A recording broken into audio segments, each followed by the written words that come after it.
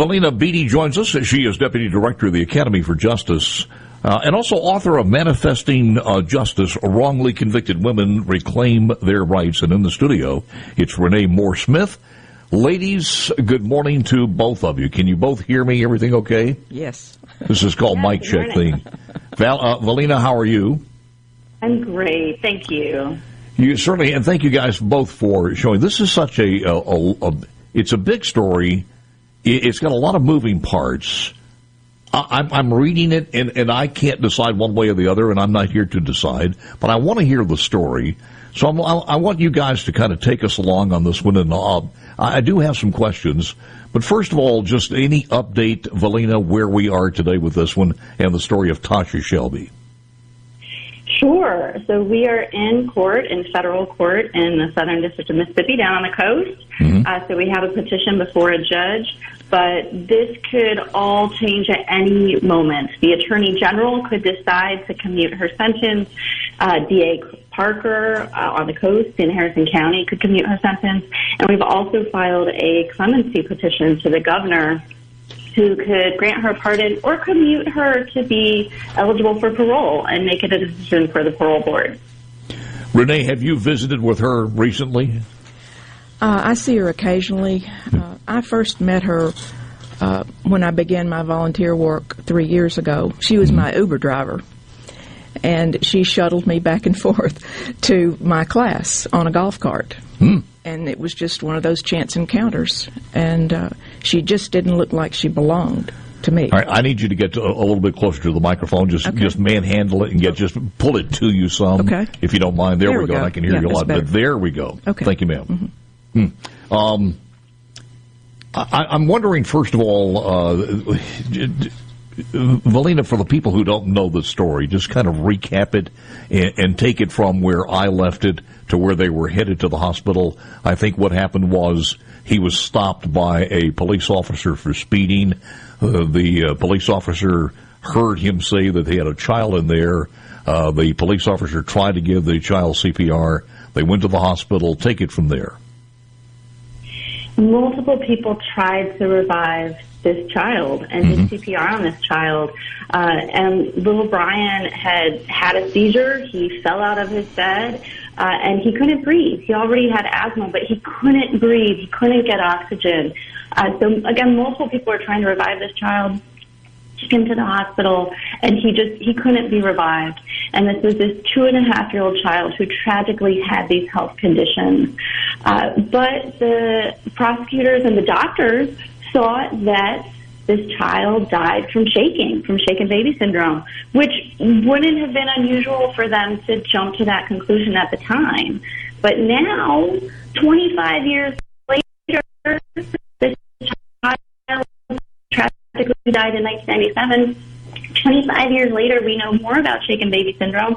We know this child didn't die from shaking. And we also can finally look at the facts of this woman could not have done it. She was 4'9.5" tall. She's a little person. She'd just given birth to her daughter 2 weeks earlier and had tubal ligation surgery.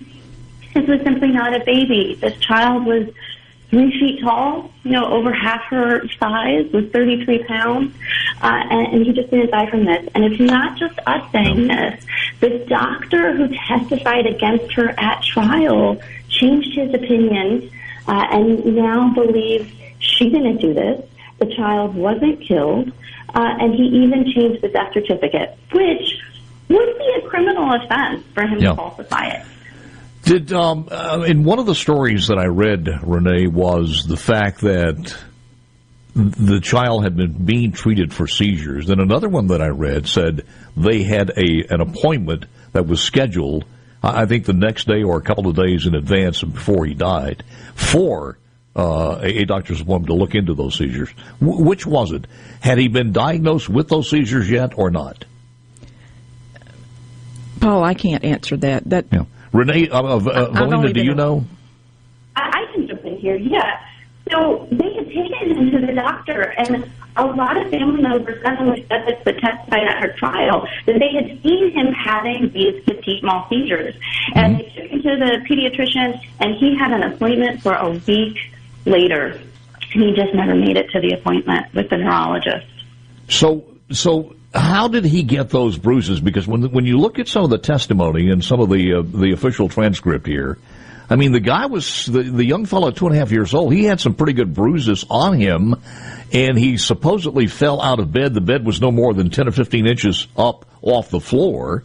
Then a little bit later on, somebody came in and testified, well, maybe he could have been standing up. But speak to that.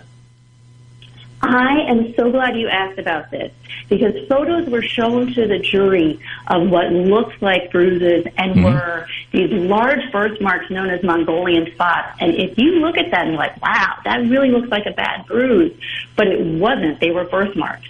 So that was part of it. And those were, I mean, really compelling photos if you don't know that they are Mongolian spots. And frankly, his dad had Mongolian spots too. Like, it's a genetic. It's not dangerous. Well, but surely this was brought out at trial to delineate between the two, was it not? Nope. Well, that's crazy. Told her attorneys, I know. She told her attorney, she's like, "Hey, bring up the Mongolian spots," and they never did. So that never came up to the jury. Let me go back to this, and I hate to interject with some questions here, but I know there's a lot that the audience is also asking. Honey Salk and her husband Don came over the night this happened. Well, the night before, because it happened early in the morning at 3 or 4 o'clock. But they took one of the children on a sleepover in Dakota. They didn't notice anything there, as far as any bruises, anything else. So what you're saying is if those bruises were there then, those were the Mongolian spots you're talking about.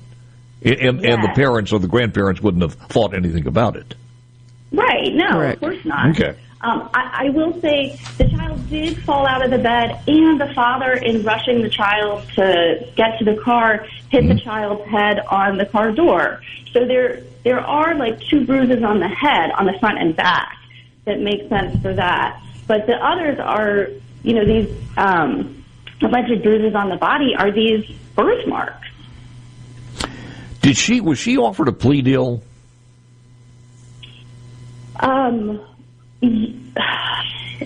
That I don't know. I don't know that she ever was. She waited 3 years for trial. She waited 3 years for her trial.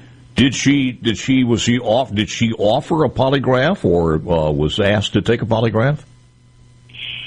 She did talk to the police. She never said anything other than, this child, I came in, this child was having a seizure on the floor by his bed, and I immediately called the hospital, called my husband. She has said that every single time. The police notes say this too. She has never said anything different. I do want to ask you this, because in the transcript, the official transcript itself, it says, however, when he asked, meaning the husband Thompson, when Thompson asked Shelby whether they should call the hospital or 911, she said no. But the way that's written in here, it seems to be something indictable, but she could have possibly said, no, I don't want to call them, let's go there. So I don't know how to interpret that. So she had already called the hospital, because remember, she had just been released from this hospital. She had a very difficult pregnancy. She's been going there regularly, and she had stayed in the hospital for 3 days after giving birth and having this C-section and surgery. So she knew that number by heart. She called them immediately, and they said, don't wait for the ambulance. Come in right now. She called her husband. He comes home. They jump in the car. So that's, they just were on the move. And that's why the dad was speeding. Like you said, the police stopped them, and they're like, no, we can't stop. We have to go to the hospital. Yeah. Well, I'm going to take a quick break here, because Shelby was indicted for capital felony murder for killing the 2.5-year-old during the commission of a felony child abuse. Her case proceeded to trial in 2000. There was an appeal process. We'll go through that also with Renee Moore-Smith and also Valena Beety, who are tracking this, and we'll tell you more about it coming up next.